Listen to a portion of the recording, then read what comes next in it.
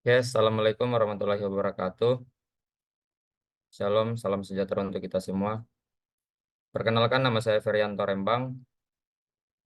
Di sini saya akan mempresentasikan sebuah startup, yaitu aplikasi Playtime. The next.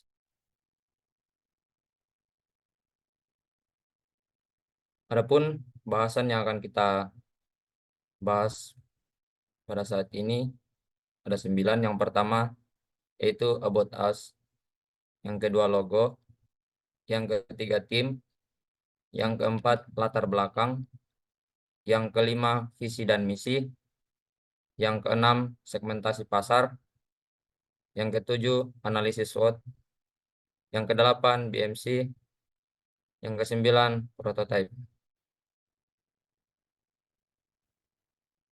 Aplikasi Playtime adalah aplikasi penyewaan lapangan olahraga berbasis Android yang menyediakan akses mudah bagi pengguna untuk mencari, melihat jadwal, dan melakukan pemesanan lapangan olahraga secara langsung melalui perangkat mobile mereka.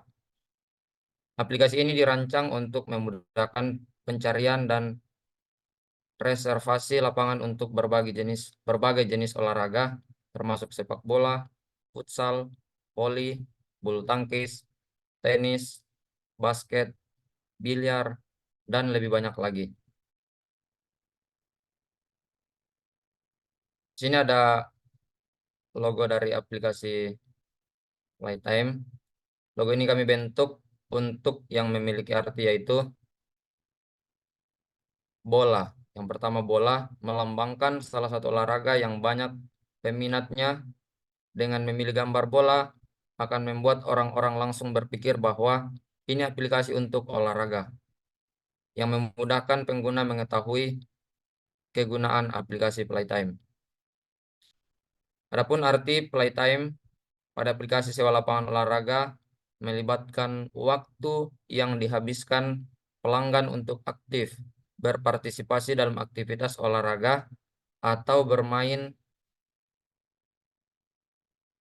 atau permainan tertentu di lapangan yang mereka sewa melalui layanan tersebut.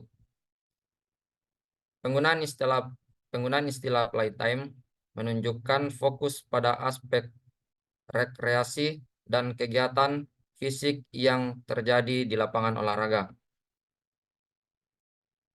Warna hitam dapat menciptakan kesan keberanian, kekuatan, dan modernitas. Dalam konteks aplikasi penyewaan lapangan olahraga, pemilihan warna hitam dapat mencerminkan pendekatan yang berani dalam memenuhi kebutuhan pengguna modern yang mencari. Saya turunkan sedikit.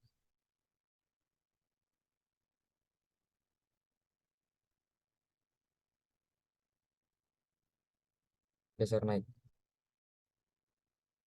Oke, yang mencari kenyamanan dan efisiensi.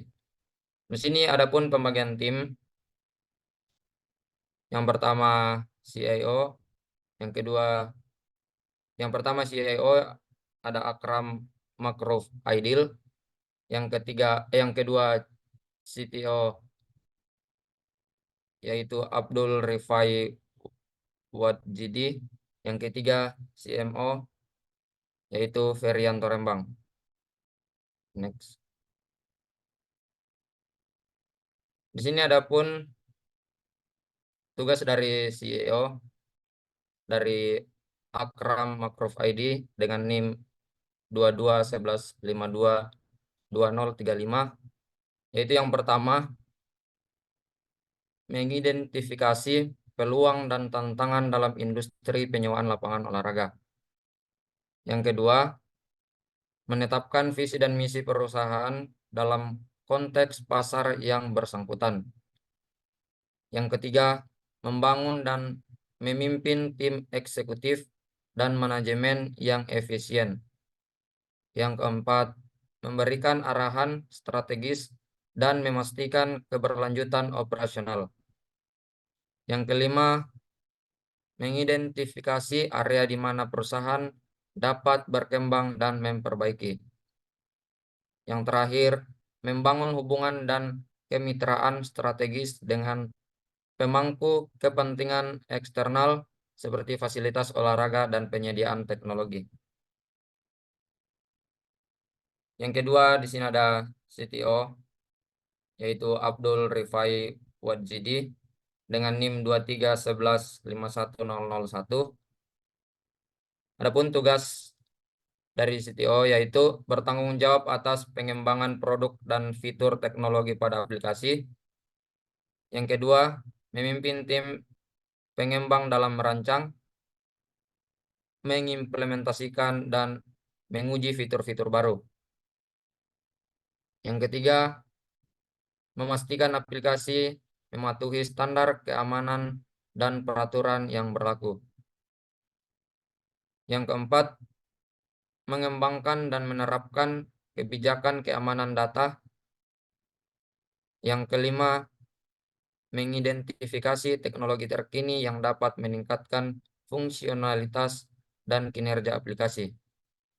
Yang kelima, yang keenam, memastikan kualitas produk melalui pengujian dan pemantauan berkelanjutan. Di sini ada yang ketiga yaitu CMO, itu ada Ferianto Rembang dengan NIM 2311510002. Adapun tugas dari CMO yaitu yang pertama, menentukan strategi pemasaran untuk meningkatkan kesadaran merek dan menarik pelanggan.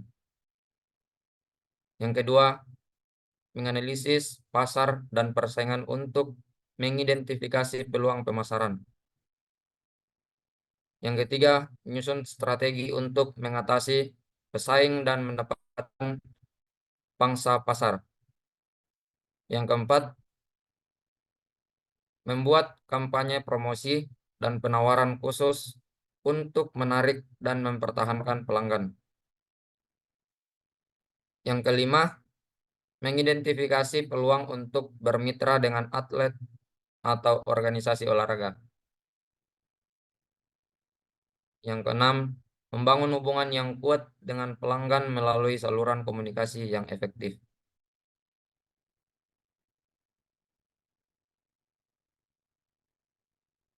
Di sini ada latar belakang. Saya serahkan kepada saudara Akram untuk menjelaskan. Baiklah, terima kasih kepada Saudara Frianto Rembang yang telah menjelaskan beberapa slide dari presentasi kelompok kami terkait aplikasi Playtime. Nah, selanjutnya untuk latar belakang dari pembuatan aplikasi Playtime ini sendiri yaitu untuk saat ini, sebagian besar penyewaan lapangan olahraga belum menggunakan teknologi informasi dalam pelaksanaannya. Adapun masalah yang sering dialami dalam penyewaan lapangan yaitu konsumen harus datang ke tempat tersebut, yang mana konsumen harus mengetahui informasi apakah ada lapangan yang sedang dipakai ataupun tidak. Penjadwalan penggunaan lapangan futsal di tempat penelitian masih menggunakan whiteboard sebagai media penjadwalan yang memungkinkan terjadinya kesalahan penulisan dan hilangnya data penjadwalan karena terhapus di whiteboard. Next. Untuk visi dan misi dari aplikasi Playtime sendiri, yang pertama itu ada visi itu menjadi aplikasi penyewaan lapangan olahraga terdepan yang menyediakan pengalaman yang mulus dan menyenangkan bagi pengguna dalam menjadwalkan dan menyewa lapangan olahraga, menjembatani kebutuhan konsumen dengan penyedia lapangan secara efisien dan inovatif. Next.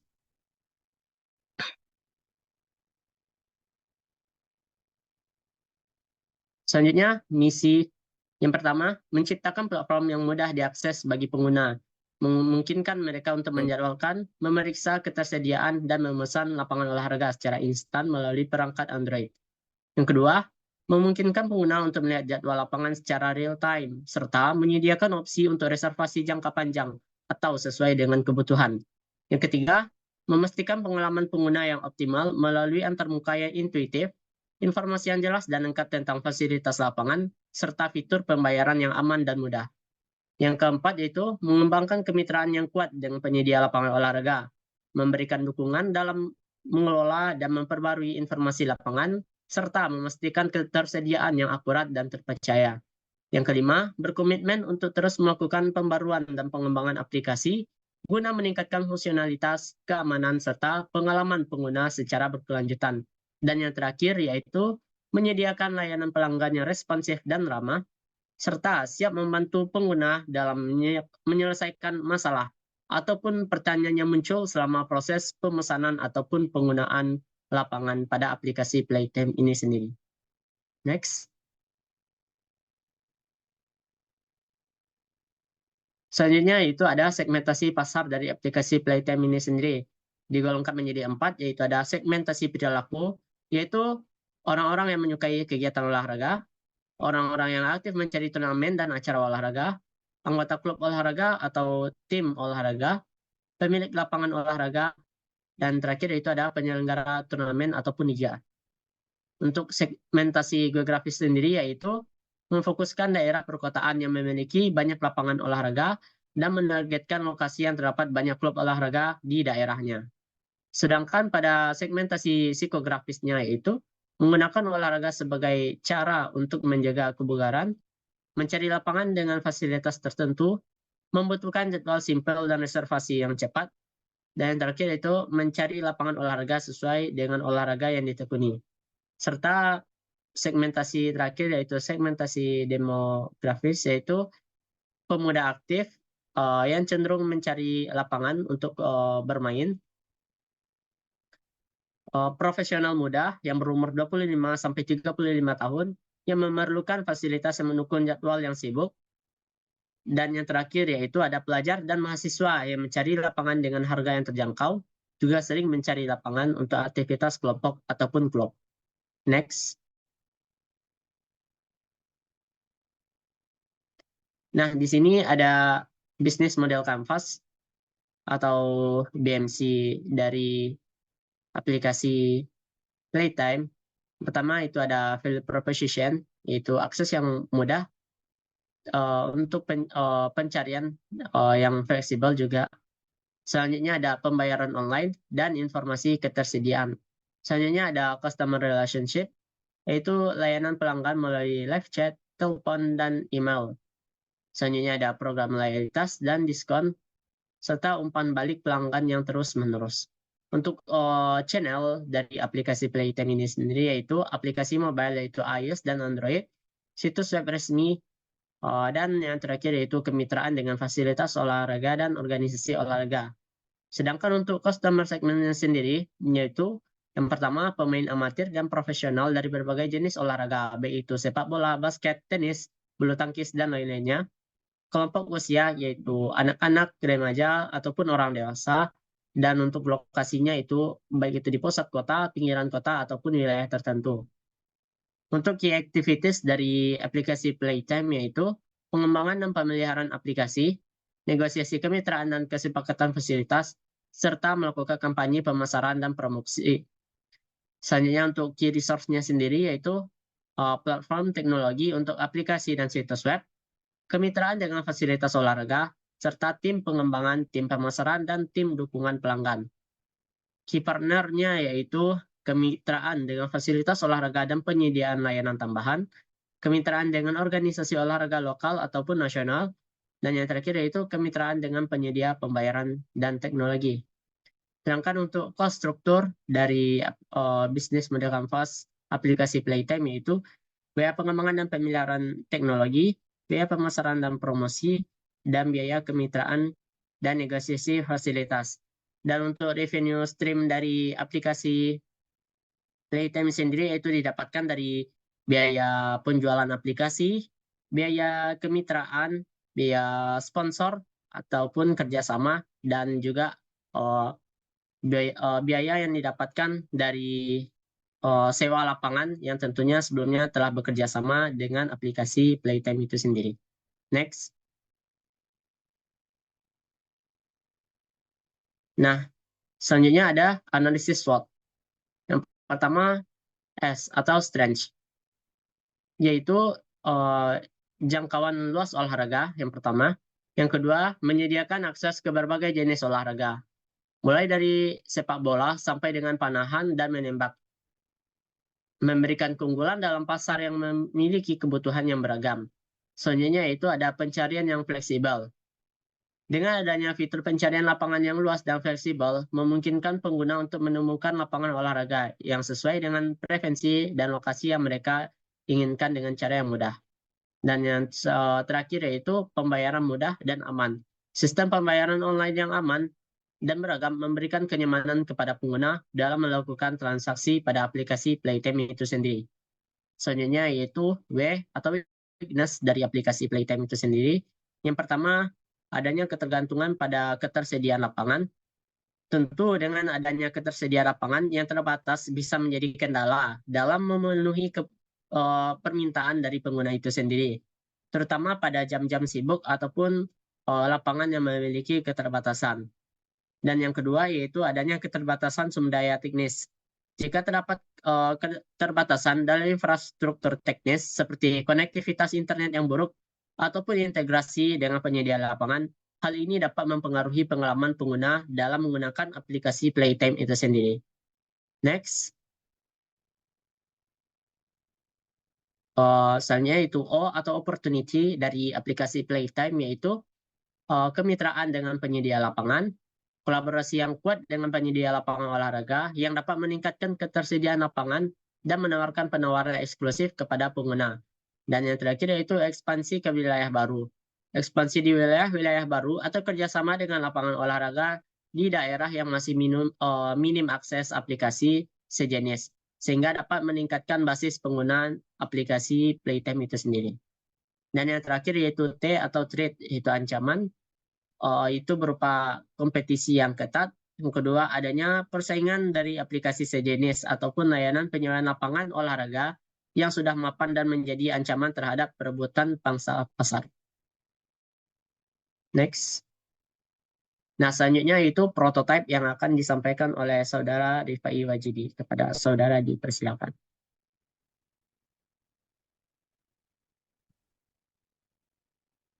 Yang pertama itu ada login page. Yaitu saat user menggunakan aplikasi, maka akan muncul UI seperti gambar di samping. User diberikan dua pilihan, yakni login bagi yang sudah membuat akun dan register bagi yang belum pernah membuat akun. Ini adalah halaman selamat datangnya.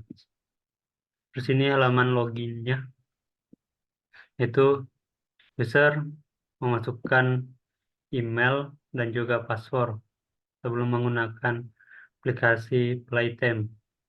Dan di bawah itu ada pilihan jika lupa kata sandi. Ini ya, di bawahnya lagi ada menu apakah belum mempunyai akun. Jika belum, maka tekan sign up atau membuat akun. Kemudian selanjutnya lah setelah login langsung masuk ke halaman beranda atau home seperti gambar di samping. Adapun yang pertama menampilkan logo paling atas, kemudian search untuk langsung mencari olahraga atau lokasi lapangan yang ingin langsung dicari gitu. Kemudian di bawahnya ada lokasi, jadi aplikasi akan menyesuaikan lapangan-lapangan yang ada di kota yang kita pilih. Kemudian di bawah ada menu-menu atau pilihan-pilihan olahraga. Ada futsal, takraw, basket, dan lain-lain. Kemudian di bawahnya lagi ada yaitu penawaran yang diberikan oleh aplikasi Playtime berupa diskon. Misal di sini terdapat diskon 20% khusus di bulan Juni yang diberikan oleh Andalas Futsal. Kemudian selanjutnya yaitu newspage atau halaman berita.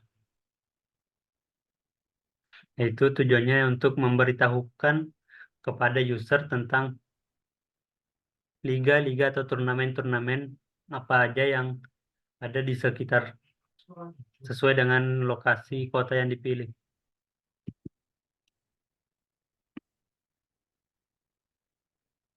Kemudian ini ketika menekan halaman menu futsal tadi akan muncul seperti ini, yaitu lapangan futsal. Adapun beberapa lapangan yang akan ditampilkan oleh aplikasi misalnya yaitu Karamuntian Futsal House dengan gambaran lokasi serta harga per jamnya ini. Kemudian yaitu ini ketika melakukan transaksi, pengguna harus mengisi nama lengkap, nomor HP, tanggal sewa, waktu sewa, berapa jam, 1 atau 2 jam. Kemudian pembayarannya menggunakan apa? Apakah BRI debit atau yang lain. Dan ini adalah riwayat pemesanan. Seperti dilihat itu pada 2 Januari 2024 telah melakukan pemesanan atau penyewaan lapangan futsal yaitu Karamuntian Futsal House sebanyak 2 jam atau 240.000. Kemudian Kuranji Sport Hall pada 28 Desember 2023 sebanyak 2 jam juga atau 140.000. Kemudian yaitu menu profil atau halaman profil. Di dalamnya terdapat pengaturan, bantuan, ulasan, bahasa tentang dan logout. Kemudian ketika menekan profil akan menampilkan biodata terhadap biodata tentang pengguna atau user. Baiklah, sekian saya kembalikan ke Ferianto. Baik, terima kasih Saudara Rifai dan Saudara Akram. Demikianlah presentasi dari kami. Atas salah kata mohon dimaafkan, segala kekurangannya mohon dimaafkan. Demikian dari kami. Assalamualaikum warahmatullahi wabarakatuh.